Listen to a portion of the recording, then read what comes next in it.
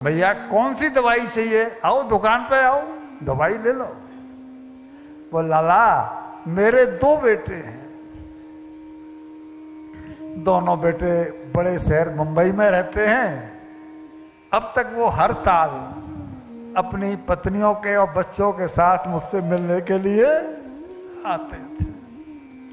मैं साल भर तक टकटकी लगाए उनका इंतजार करती रहती थी कि मेरे बच्चे आ रहे होंगे।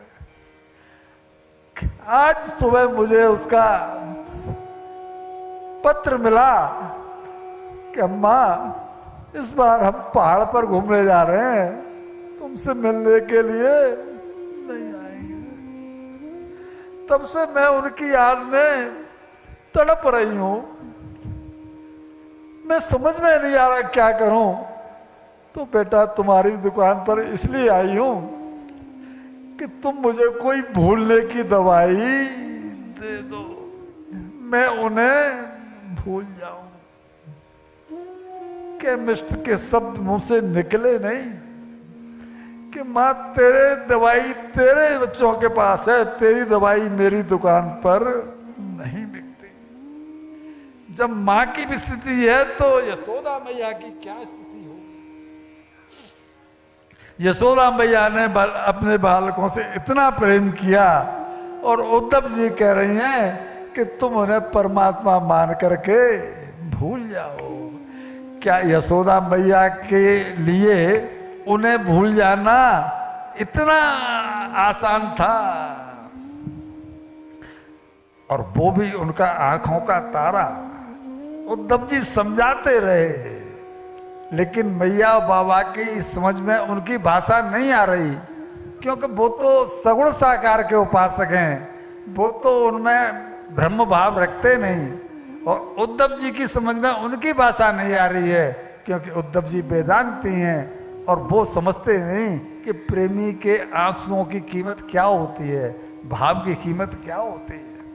और इसी तरह दोनों की सारी रात गुजर गई। बाबा कहते हैं उद्धव गुजर रही है जिंदगी बड़े ही नाजुक दौर से, हमें तो तसल्ली उसी से मिलेगी, तुमसे नहीं।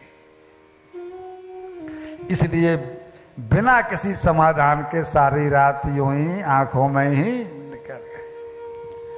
सुबह 4 बजे उद्धव जी चले गए यमुना स्नान के लिए, शौचवती से व्रत होने के लिए। और जैसे ये समाचार ब्रज में फैला कि कोई फिर आया है उसी रथ को लेकर के और कृष्ण का पीतांबर पहन करके, तो गोपियां ताज्जुब में पड़ गई। अब कोई क्या हमारा क्रियाकर्म करने को आया है क्या? हमारे प्राणों को तो पहले ही ले गया था, अब कौन आया है? और सब आकर के नंद बाबा के दरवाजे के सामने इकट्ठी हो गई। और इकट्ठी होकर के जुड़ आई भीड़ नंद पौरी पे युवती की। और वे कृष्ण का क्या संदेश लाया है उनका दूत, ये जानने के लिए वहां पर इंतजार किया।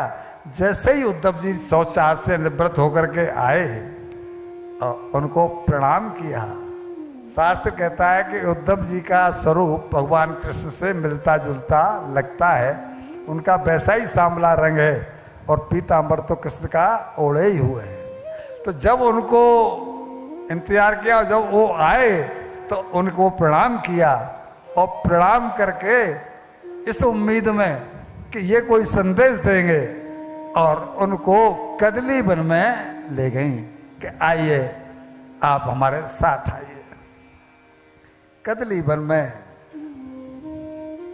पहुंचकर राधा जी ने जैसे ही अपना पीतांबर नीलांबर जैसे ही अपना नीलांबर उनके बैठने के लिए बिछाया, वो जैसे ही बैठे उनके शरीर में प्रेम की सिहरन दौड़ गई, क्योंकि राधा रानी तो प्रेम स्वरूपा है। उनको करंट सा लगा कि इस नीलांबर से मेरे शरीर में ये हो क्या रहा है। प्रेम का रोग ऐसा ही है, प्रेम रोग ऐसा ही है, जिसको लग जाता है उसकी स्थिति अलग हो जाती है। उनसे पूछा कि हमारे प्राण प्यारे कैसे हैं। उद्धव जी ने वो ही बोला कि वो बहुत ठीक हैं, प्रसन्न हैं, और मैं तुम्हारे लिए एक संदेश लेकर आया हूं। पूछा, संदेश तो हम सुनेंगे, लेकिन क्या तुमको ये बता करके भेजा है कि वो हमसे नाराज किस बात पर हो गए और यहां से किस बात पर नाराज होकर के मथुरा चले? क्योंकि हमने तो उनसे अपने दिल की गहराइयों से प्रेम किया है, और जब हृदय की गहराइयों से प्रेम किया जाता है और प्रेम के बदले में उद्धव जी प्रेम नहीं मिलता तो दुनिया हंसती है। जमाने के सवालों को तो हम हंस के टाल भी दें, लेकिन इन आंखों की इस नमी का क्या करें जो हमारे बिना कहे ही सब कुछ